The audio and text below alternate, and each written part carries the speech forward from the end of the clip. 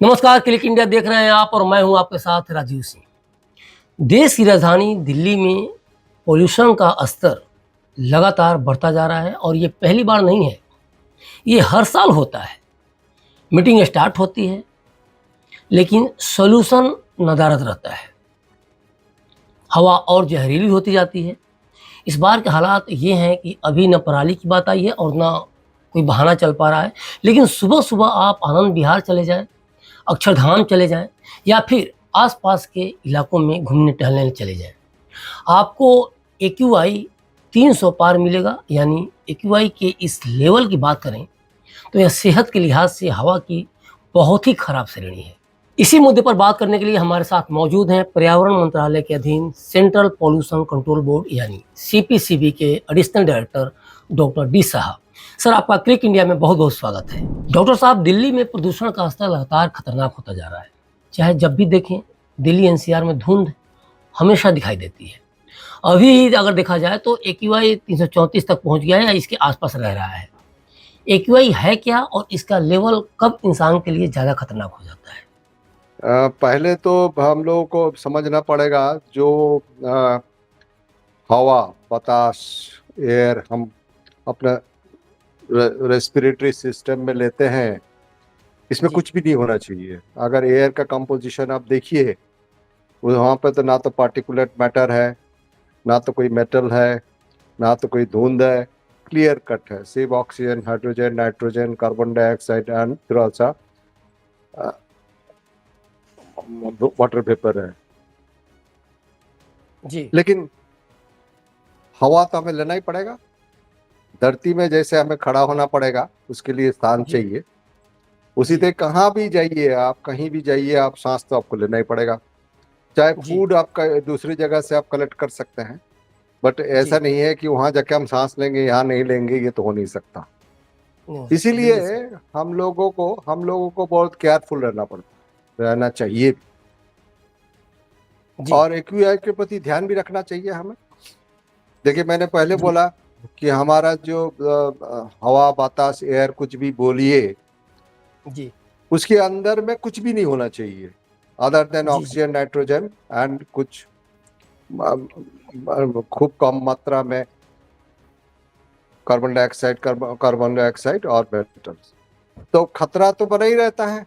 जितना आप जी। सांस लेंगे उतना आपका शरीर के अंदर पार्टिकुलेट मैटर जाएंगे, जितना आप बिल्कुल सही। सांस लेंगे उतना आपका अंदर में टॉक्सिक मेटल जाएंगे। तो ये तो खतरा तो बना ही रखता है। और खतरे के लिए निपटने के लिए बहुत सारे एक्शन प्लान भी बनाया गया है। अब एक्शन प्लान जितने भी बनाया गया है, हमारे शरीर के लिए जो मात्रा में, जिस दिशा में, जिस संतुलन में बतास होना चाहिए, वो नहीं मिल पा रहा है। तो खतरा ही खतरा है, इसमें तो कोई दो राय है ही नहीं। तो एक्यूआई एक तो जेनेरिक इंफॉर्मेशन सिस्टम है, ताकि आम पब्लिक ज्यादा वैज्ञानिक सम्मति से बनाया गया है, एक स्तर है। और उसको हम लोगों ने डिफाइन किया है good, satisfactory, poor, very poor, इस तरह से डिफाइन किया कर दिया गया है।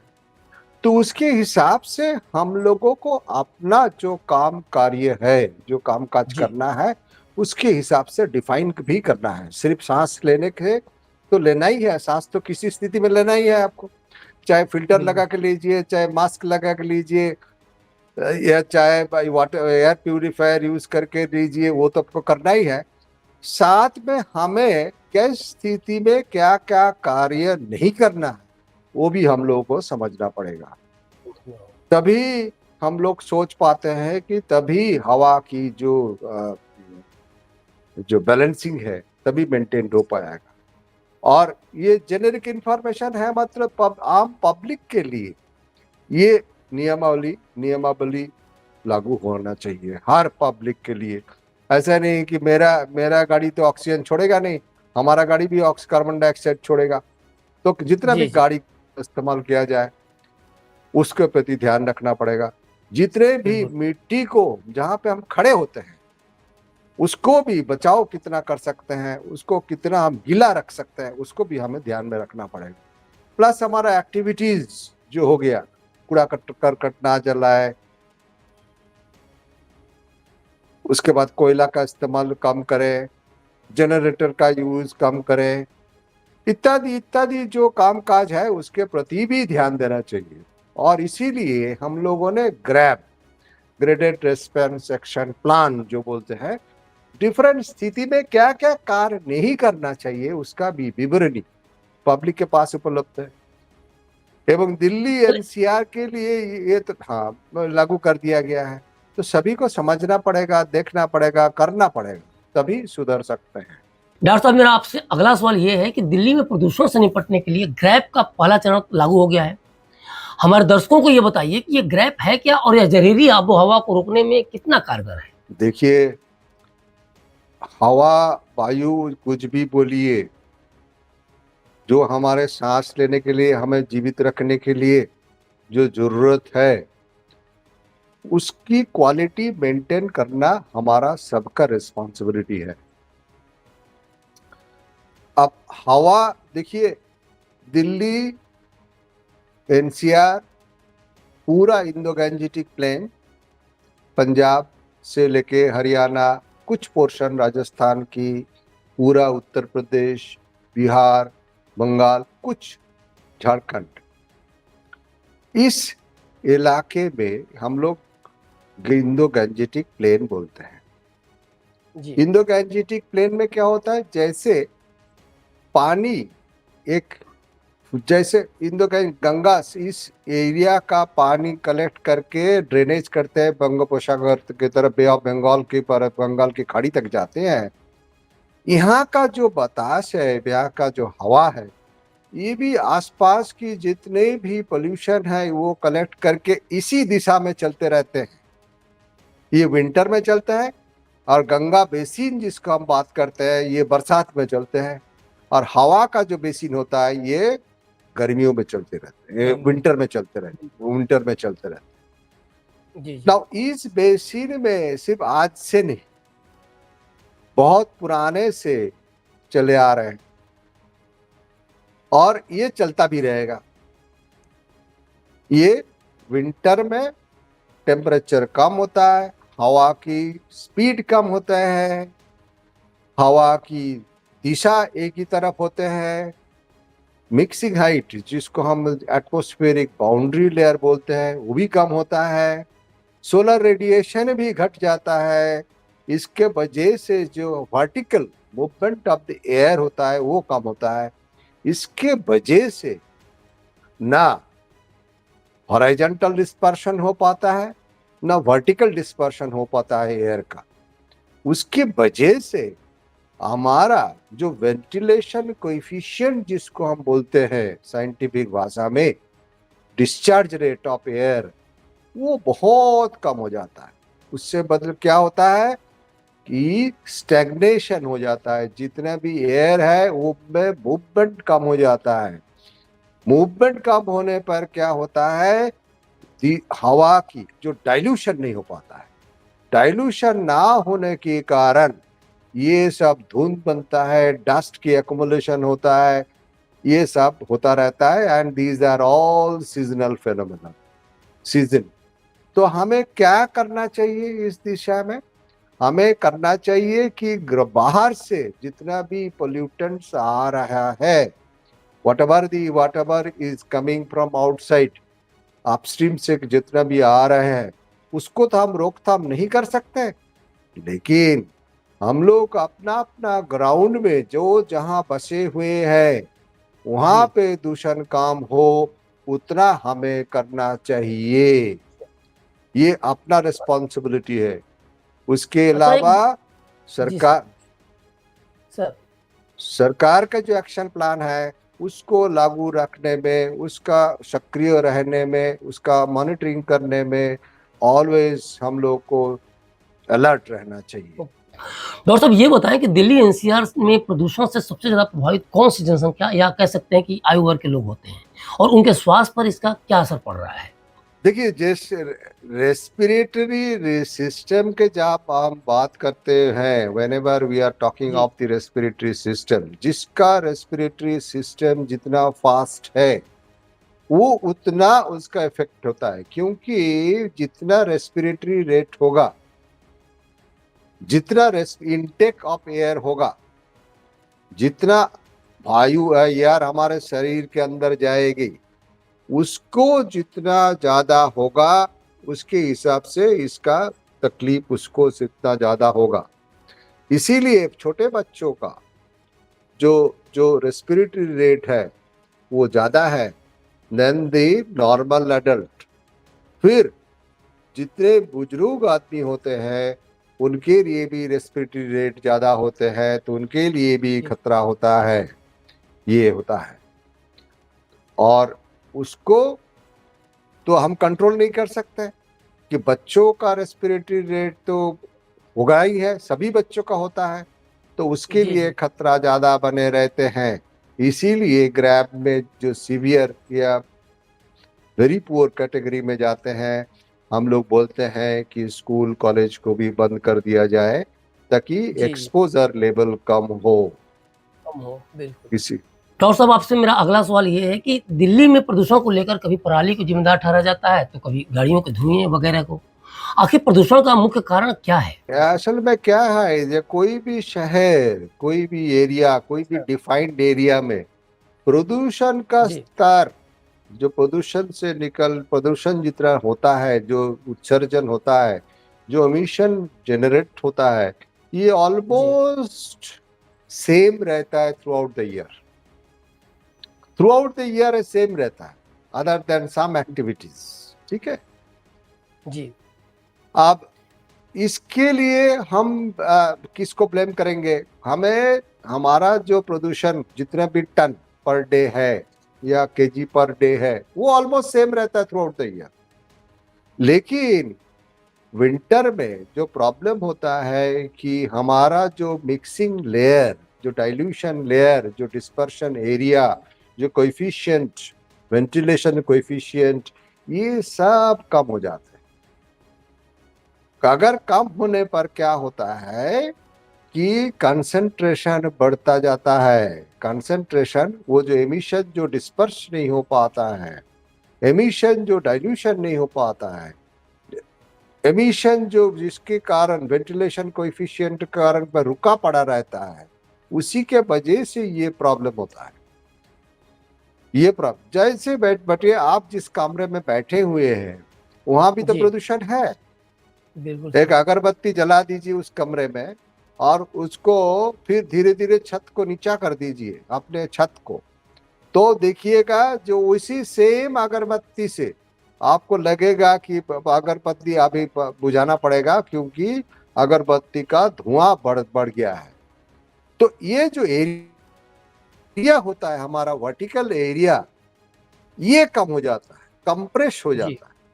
कंप्रेस हो जाने पर डिस्पर्शन नहीं हो पाता, उस कारण की इम्पैक्ट है। ये सीजन की वजह से होता है। जिस समय टेम्परेचर, विंड स्पीड कम होता है, जिस समय आपका वर्टिकल मिक्सिंग हाइट कम होता है, डे लेंथ कम होता है, हमारा दिन का जो डे लेंथ होता है वो भी कम हो जी, जाता है। तो इसीलिए जो हॉरिजॉन्टल ऊपर से नीचे, नीचे से ऊपर घूमते रहते हैं वो भी कम हो जाता है। प्लस जी, डिस्पर्शन जो होना चाहिए वो भी, उसके वजह से एयर का क्या एक ही जगह वो सीमाबद्धता बना रहता है, ना बाहर जाता पाता है ना अंदर आ पाता है, और उसी जगह हमें प्रॉब्लम क्रिएट करता है। और उसी जगह पे अगर आपको मॉनिटरिंग स्टेशन लगा हुआ है तो आपको यूआई शो करता है।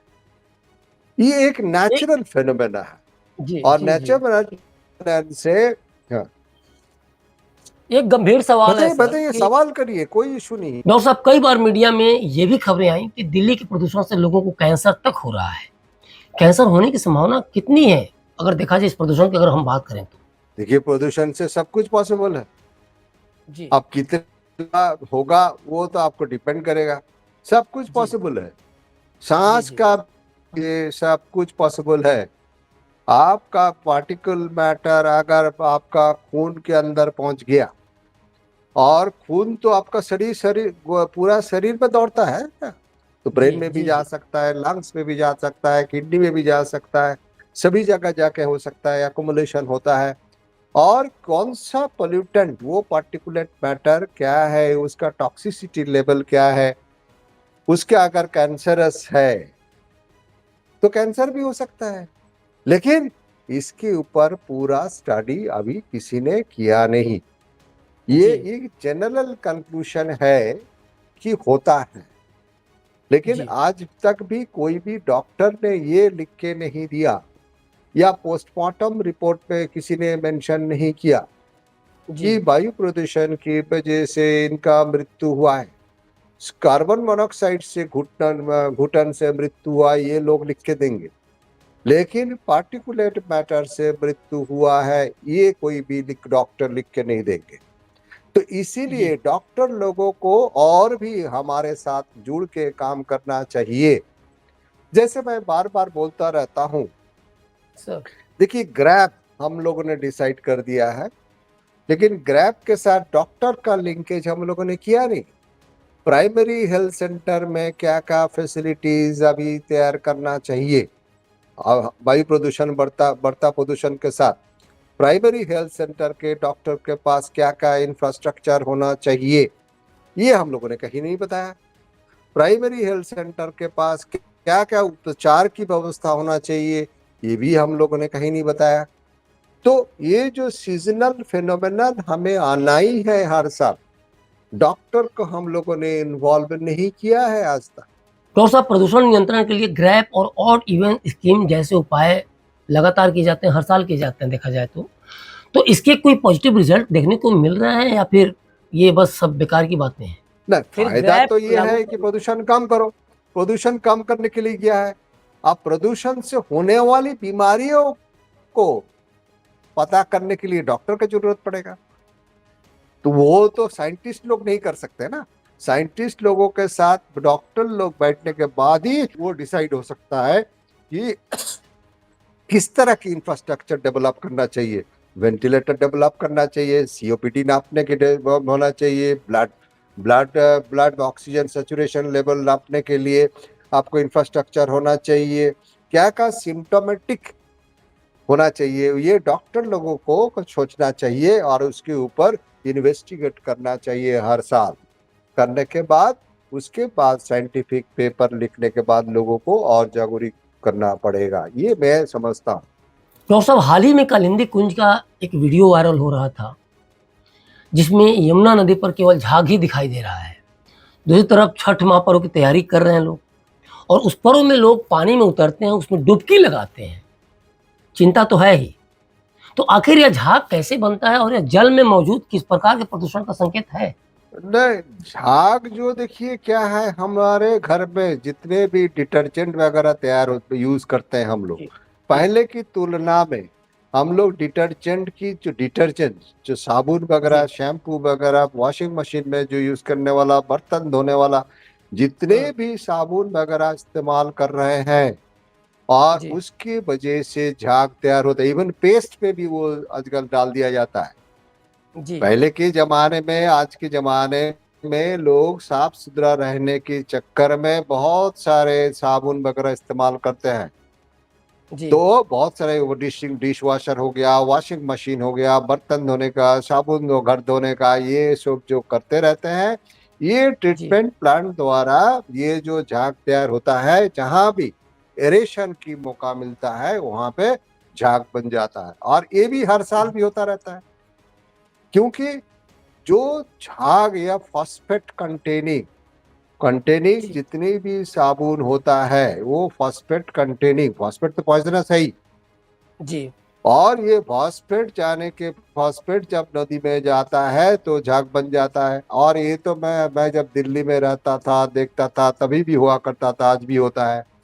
तो जब तक जमुना नदी में पानी का बहाव, ये भी एक स्टेग्नेशन है। अगर नदी में बहाव रहे तो सब कुछ बह जाना चाहते हैं। धारा जी। अविरलता धारा से निर्मलता, नदी के पानी पवित्रता, रुका हुआ नहीं होना ये चाहिए। जी जी हाँ।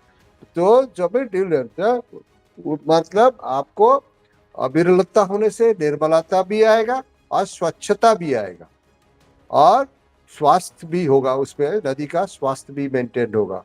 तो पूरा तो आप देखिए ना, हमारे कितने बैराज की पानी है वहां पर दिल्ली में, जी है ना, बैराज में सब तो पानी रुका है उधर। तो जी जी पानी तो का तो फ्लो है ही नहीं। आप पानी अगर पूरा छोड़ देंगे, पूरा नदी ड्राई हो जाएगा। पूरा नदी ड्राई हो जाएगा तो और एक झमेला, वहां से डस्ट पार्टिकल्स निकलेगा, वो एयर पोल्यूशन बढ़ाएगा। उसके बाद ग्राउंड वाटर टेबल नीचे चला जाएगा। तो किधर से हम लोगों ने इकोसिस्टम को एकदम ही बर्बाद कर दिया है। एक के साथ एक जुड़ा जो हुआ है हमारा इकोसिस्टम, हवा के साथ पानी भी जुड़ा हुआ है, पानी के साथ मिट्टी भी जुड़ा हुआ है, जीवन के साथ हमारा जो नेचर के साथ हम लोग जुड़े हुए हैं। ये जो जुड़ा हुआ जो साइकिल है, ये हम लोग समझने में बड़ा देर कर दिया है। ये एक ही चीज है और एक ही चीज को हमने धरती को अच्छी से सुंदर से मेंटेन करना ही हमारा काम होगा।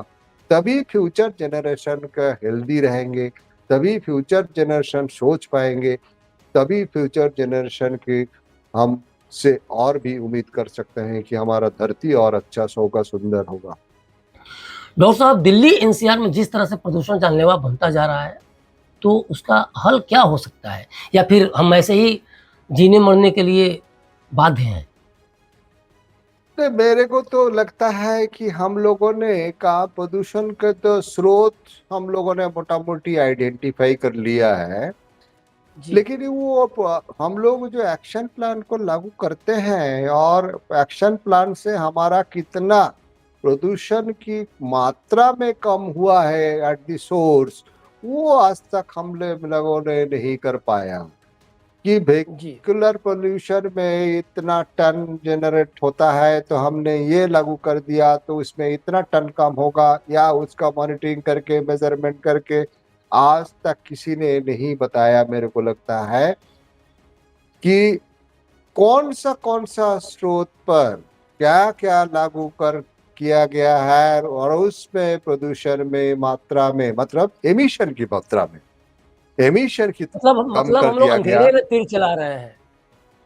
नहीं, ये भी नहीं बोल रहा हूँ, वो हम लोग एक्शन प्लान तो लागू करते हैं, लेकिन एक्शन प्लान से फायदा कितना हो रहा है, उसको कितना कम किया, कितना कम किया और जी, कम किया जा सकता है, उसके ऊपर अध्ययन करना चाहिए।